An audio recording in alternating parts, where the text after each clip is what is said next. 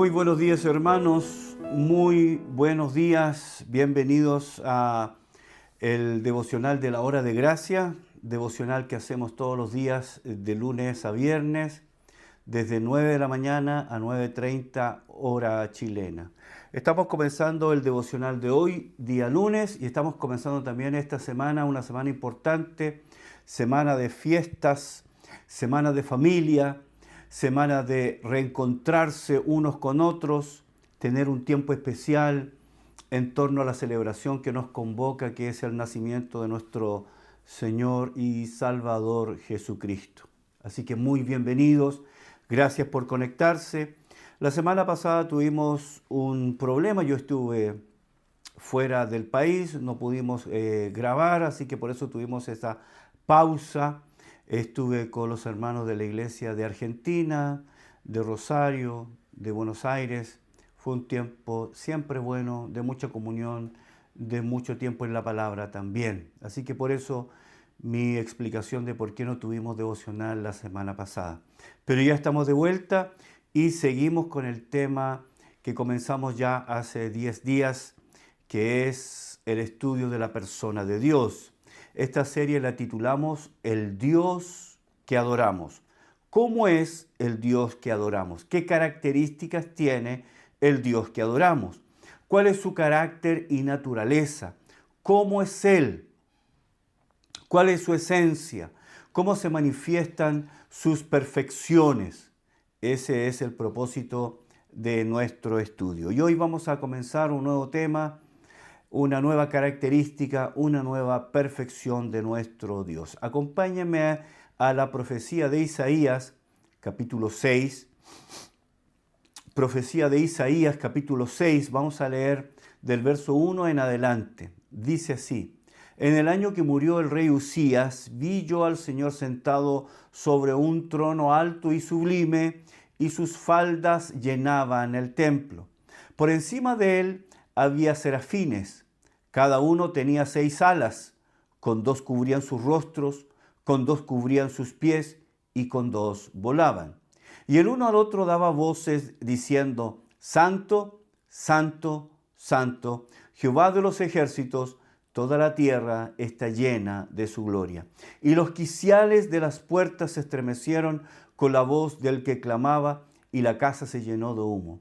Entonces dije: ¡ay de mí, que soy muerto! Porque siendo hombre inmundo de labios y habitando en medio de pueblo que tiene labios inmundos, han visto mis ojos al Rey Jehová de los ejércitos.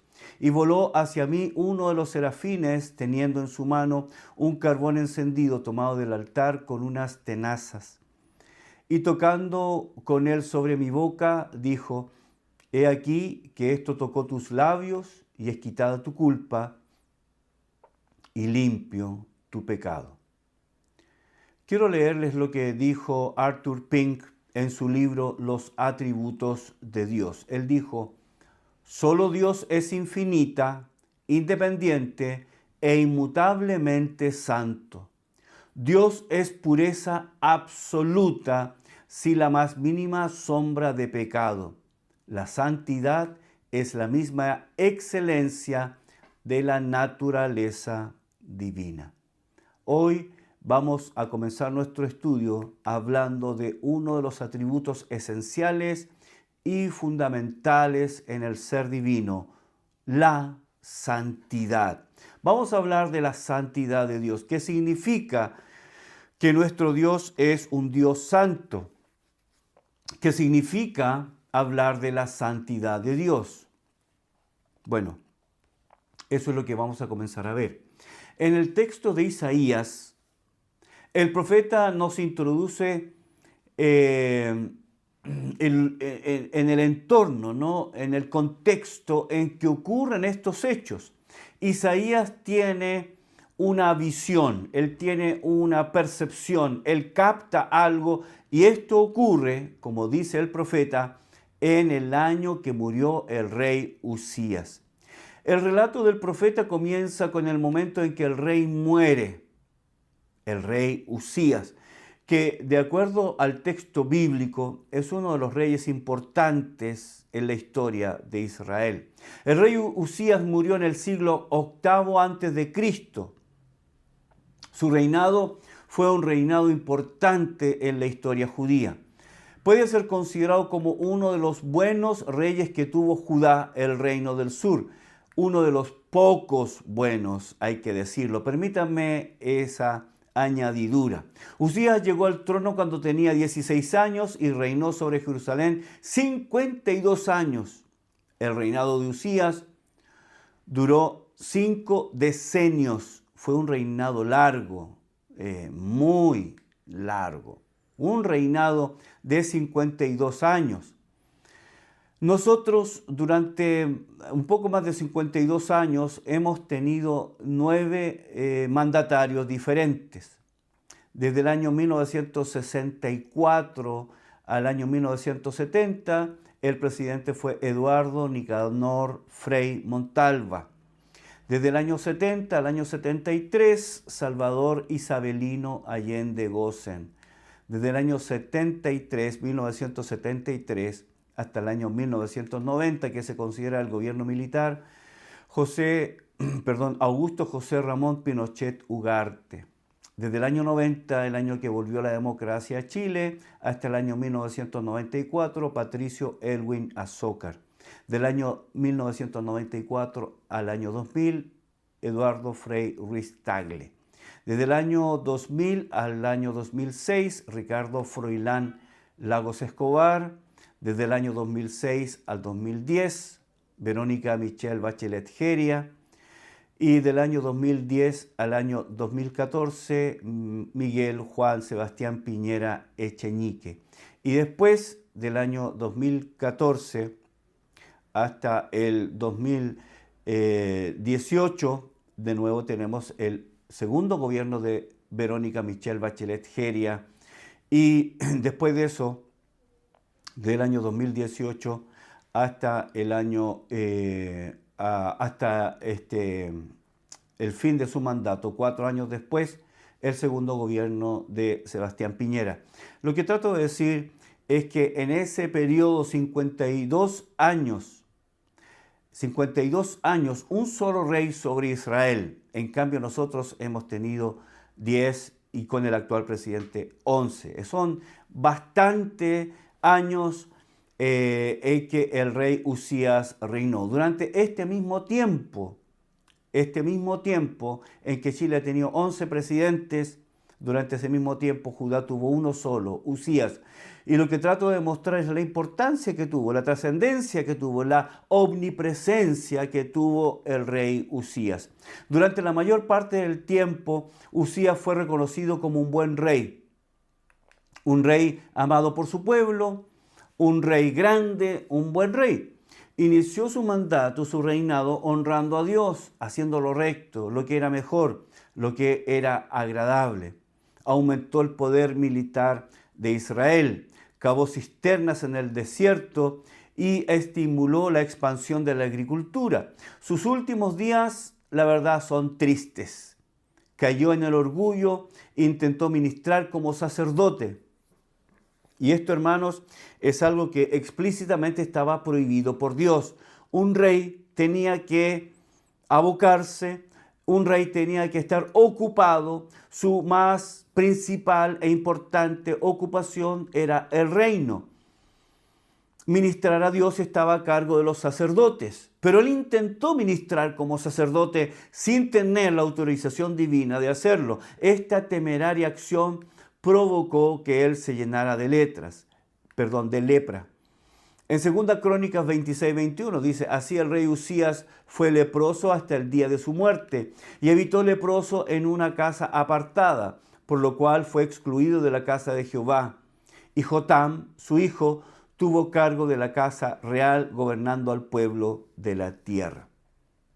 Entonces, hermanos, esta temeraria acción, esta insolente acción de querer usurpar algo que no le correspondía, un cargo, una responsabilidad que no estaba en sus manos y que no le correspondía, que era la de ministrar en la casa del Señor. Eso era un una función exclusiva de los sacerdotes, pero Dios lo disciplinó. Finalmente muere el rey Uzías y obviamente se le rindieron los honores correspondientes. En este contexto, Isaías va al templo. Recuerde que son 52 años. Son 52 años en que una sola persona está reinando, dirigiendo, controlando, ordenando. Todo está girando en torno a una persona. Entonces esta persona se ha hecho omnipresente, se ha hecho omnipotente. Él está a cargo de todo, dirige todo, y en un momento a otro, de un momento a otro, la nación queda sin esta cabeza, sin este referente. El pueblo entero queda acéfalo, sin cabeza. Entonces, es en ese contexto que Isaías va al templo, tal vez porque está buscando dirección divina, alguna palabra, alguna guía para ayudarlo en ese momento de inestabilidad, en ese momento de transición. Y es ahí, en ese año que murió el rey Uzías, Isaías va al templo a buscar a Dios. Y dice que estando ahí, él recibió mucho más que una palabra, un consejo.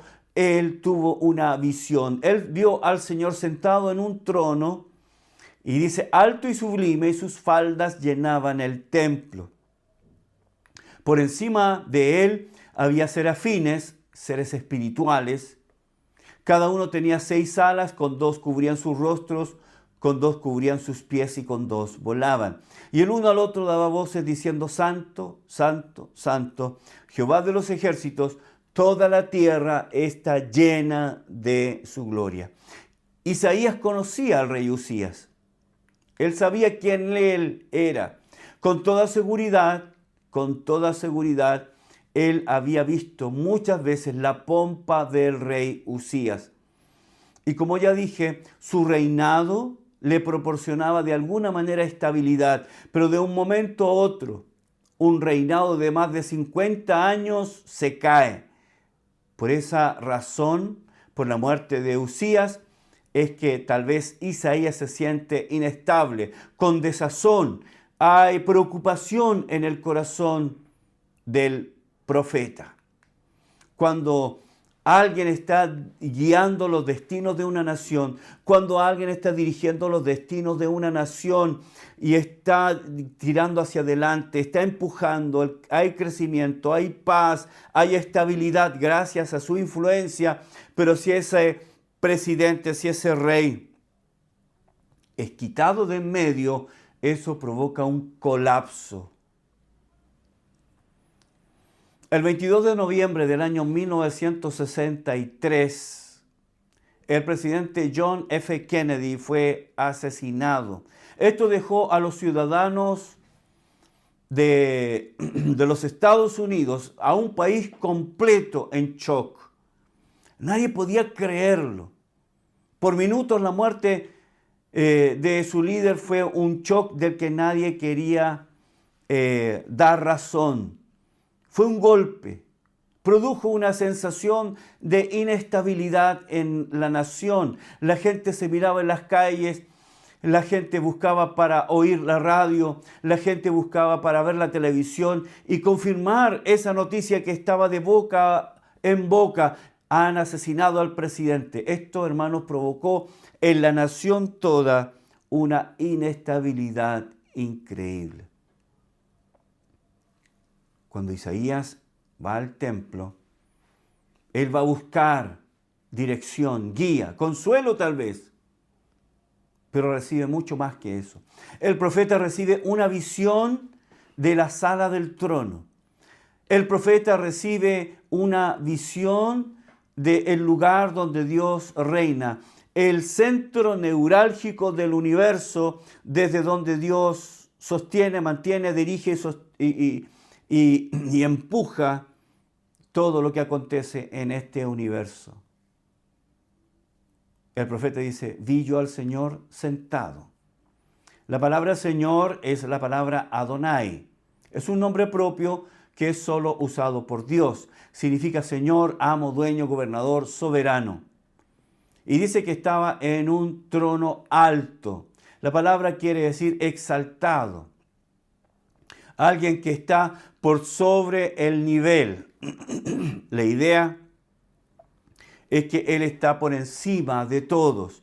Pero no solamente era alto, sino que también era sublime. La palabra sublime quiere decir eminente, de singular excelencia. Uno que descuella por sobre todos. Uno que no solamente es alto, sino que está más allá del promedio. Uno que sobresale. La palabra habla de excelencia o sublimidad de uno sobre otro. Entonces Isaías entra en la sala del trono. Está Adonai, el Señor soberano, el amo de todo, el rey de todo. Y está sentado en un trono que es alto. Eso está hablando de altura. Está hablando de dimensión. La gente tiene que mirarlo hacia arriba. Me acuerdo que una vez fui citado al tribunal y tuve que pasar a hablar con el magistrado. Y bueno, todo esto es imagen, todo esto es algo que tiene que entrar en la mente. Me paré frente a él y él estaba en un estrado, por lo tanto tenía que mirarlo hacia arriba. Esto, hermanos, está puesto intencionalmente para demostrarnos a nosotros que el magistrado en ese momento está sobre mí. Lo tengo que mirar hacia arriba. Bueno, el trono del Señor estaba en un lugar alto, pero no solamente era alto, sino que era sublime. Isaías, una vez que el rey Usías ha muerto, se le permite apreciar el trono de Adonai, el rey soberano, el gobernador, comparando el uno con el otro, porque recuerde, Isaías vio el trono de Usías, pero Isaías nota que este segundo trono excede con largueza, con creces al primero. Es más grande, es más poderoso, tiene más autoridad, más señorío, más supremacía, lejos, lejos, lejos. Y dice que sus faldas llenaban el templo. Isaías notó algo. Las faldas no eran de una dimensión normal. Las faldas del Señor llenaban el templo. Los extremos de sus vestidos, siendo tan largos, cubrían todo el templo. Cuando se menciona ese detalle de los vestidos, tenemos que hacer una pausa y hablar en términos de moda. La moda real, la moda de los reyes, la moda de los príncipes, la moda de la grandeza.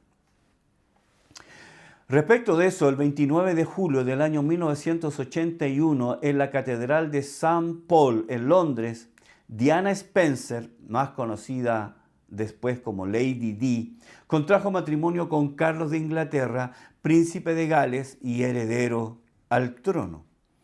El vestido de la novia era esplendoroso. Su cola medía, piensa en esto, la cola de la novia tenía un largo de 25 metros y el vestido entero estaba dotado de 10.000 perlas. Su vestido fue un símbolo de grandeza, de poder y de honor. Entonces, cuando Isaías ve que las faldas del Señor llenaban el templo, eso está hablando de grandeza, está hablando de dominio, está hablando de poder. La visión que tiene Isaías entonces es una visión que le espanta, una visión que le sorprende. En esa visión, él ahora ve seres celestiales llamados serafines. Solo aquí en el libro de Isaías aparecen mencionados. En el libro de Isaías se les llama como serafines. Esa palabra en el hebreo quiere decir algo así como uno que se está quemando, uno que arde, uno que está encendido. Estos seres estaban dotados, como nos dice el profeta Isaías, de 6 alas. 6 alas. Dice que con 2 cubrían sus rostros, con 2 cubrían sus pies y con 2 volaban. Esto es una señal de reverencia profunda. Estos seres daban voces, además, el uno al otro diciendo, Santo, Santo, Santo. Y el otro respondía, Santo, Santo, Santo. Y el otro respondía, Santo, Santo, Santo. Y el otro respondía, Santo, Santo, Santo, Jehová de los ejércitos. Toda la tierra está llena de su gloria. Notamos que el canto de los seres celestiales se inicia con esa repetición de una sola palabra, Santo, Santo, Santo. Ahora, la repetición en la literatura hebrea, esto es importante, repetir en la literatura hebrea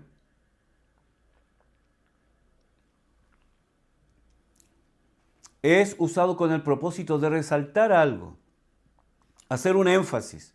Es una forma de acentuar una idea. Cuando nosotros queremos acentuar una idea, podemos levantar la voz, o si estamos escribiendo podemos ponerla en mayúscula o destacarla, pero aquí los hebreos para destacar algo lo repiten. En este caso los seres celestiales quieren resaltar algo del carácter de Dios y lo llevan al superlativo. El énfasis es sobre su santidad. Ahora, permítame esta aclaración. Este es el único atributo que es llevado a este nivel, a este superlativo, que se menciona 3 veces. La Biblia no dice que Dios es fiel, fiel, fiel. Tampoco dice que Dios es amor, amor, amor. O que Dios es ira, ira, ira. Pero dice que Dios es santo, santo, santo. ¿Qué significa la palabra santo? ¿Qué significa? Tenemos ideas, ¿no?, de lo que la palabra santo quiere decir. Nosotros tenemos la influencia de la Iglesia romana respecto de esta palabra y usamos el adjetivo santo para hablar a alguien que tal vez nunca ha fallado, no peca, alguien que es puro, ¿cierto? Alguien que merece ser elevado a los altares. Usamos esa palabra, o usamos ese significado más bien. La palabra santo aquí es la palabra kadosh, kadosh. Y el primer significado de la palabra santo es, escuche esto, apartado, separado. La palabra tiene su origen en una antigua palabra que quiere decir algo que se corta y se separa y se distancia del resto. Ahora, cuando la Biblia nos habla de que nuestro Dios es santo, lo que quiere decirnos, ¿cierto?, es que nuestro Dios está separado, está distante de nosotros. Básicamente nos dice que Dios es trascendentalmente más allá de lo que el hombre es, completamente diferente. Dios está por encima de nosotros, Dios está distanciado, separado. La idea de esta palabra, como dije, es que nuestro Dios es completamente diferente de nosotros. Eso es nuestro Dios. Eso es lo que significa la palabra santo. Completamente diferente. Cortado, separado, distanciado. Separado, separado, separado. Diferente, diferente, diferente. Eso es lo que significa la palabra santo. Eso es lo que los seres celestiales querían enfatizar.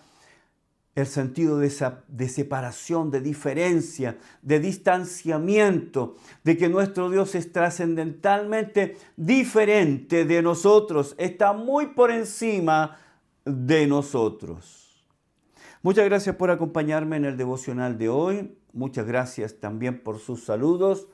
Esperamos que esta semana sea el inicio de buenos tiempos, recordando el mejor y más excelente regalo que nosotros hemos recibido de nuestro Dios, que es la vida de nuestro Señor Jesucristo. Que Dios les bendiga, que tengan un gran día. Nos volvemos a encontrar mañana para seguir estudiando al Dios que adoramos y para seguir estudiando esta excelencia de la santidad de Dios. Que Dios les bendiga.